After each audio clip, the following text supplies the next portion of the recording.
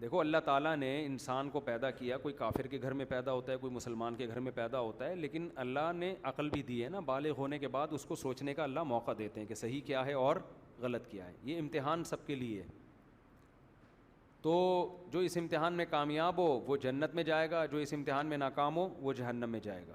تو کافر اس لیے جہنم میں نہیں جائے گا کہ اس کے ماں باپ کافر تھے، بلکہ کافر اس لیے جہنم میں جائے گا کہ اس کو بالغ ہونے کے بعد اس کی عقل نے کہا کہ میرے ماں باپ غلط دین پر ہیں، پھر بھی اس نے اپنے ماں باپ کو فالو کیوں کیا.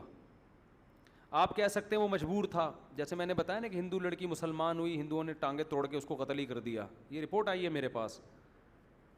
پھر اسی خاندان کی دوسری لڑکی چھپ کے مسلمان ہوئی. اسلام کیسے پھیلتا ہے آپ، اور وہ لڑکی مسلمان ہوئی ہے، رو رہی تھی بیچاری. میں نے کہا یار دیکھو اللہ یہ بھی تو ہے نا، یہ اپنے آپ کو مجبور نہیں سمجھ رہی.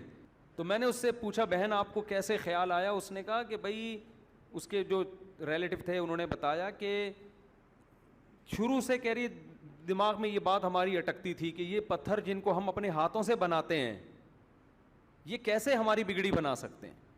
تو اللہ نے اس کو ایمان، عورت ہو کے ایمان کی توفیق دی، لیکن اس نے بھی ایمان چھپایا ہوا ہے. میں نے بھی اس کو کہا کہ بتاؤ نہیں ورنہ ظاہر ہے قتل کر دیں گے. تو مار دیتے ہیں، ٹانگیں توڑ دیتے ہیں، پتہ نہیں بہت کچھ کرتے ہیں. سب نہیں کرتے، بہت سے ہندو لبرل بھی ہوتے ہیں لیکن بہت سے کر بھی رہے ہوتے ہیں. تو اللہ نے کافر کو یہ بھی آزادی دی ہے کہ بھائی تو مسلمان ہوتا ہے، اگر تجھے خطرہ ہے کہ ماریں گے پیٹیں گے تو اپنے ایمان کو شو کرنے کی ضرورت نہیں ہے. کلمہ پڑھ لو چھپ کے، اللہ جانے آپ جانو، اس پہ بھی اللہ بخش دے گا.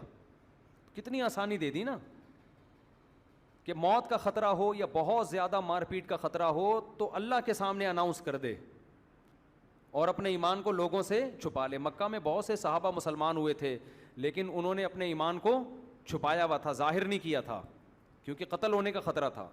تو یہ بھی اللہ نے آسانی دی ہے. اس کے بعد بھی اگر کوئی مسلمان نہیں ہوتا تو پھر اللہ کی حجت اس پہ تمام ہو چکی ہے. یہ جو لوگ کہتے ہیں نا ہم تو کافر گھر میں پیدا ہوئے ہمارا کیا قصور ہے، تو میں ان سے کہتا ہوں اگر آپ چرسیوں کے یہاں پیدا ہوتے تو کیا چرس آپ کے لیے اجازت ہو جاتی؟ آپ چوروں کے ہاں پیدا ہوتے تو کیا گورنمنٹ آپ کو معاف کر دیتی کہ آپ نے چوری کی ہے آپ کو سزا ملے گی؟ آپ کے چونکہ میرے ابا بھی چور تھے، نانا بھی چور تھے، دادا بھی چور تھے، تو میرا تو خاندان چوری کر رہا ہے تو میرا کیا قصور ہے؟ گورنمنٹ چھوڑ دے گی آپ کو؟ آپ کے ابا نے بھی مرڈر کیا، قتل کیا، اماں نے بھی کیا، دادا نے بھی کیا، نانا نے بھی کیا، آپ نے بھی 10-20 بندے مار دیے، اب پھانسی کے پھندے پہ لے کے جا رہے ہیں تو آپ کو میرے تو ابا بھی یہی کام کرتے رہے ہیں، میرا کیا قصور ہے؟ ہمارا تو بزنس ہی یہی تھا، بندہ مارو پیسے لو، ہماری تو دال روٹی اسی سے وابستہ تھی. تو کیا حکومت چھوڑ دے گی؟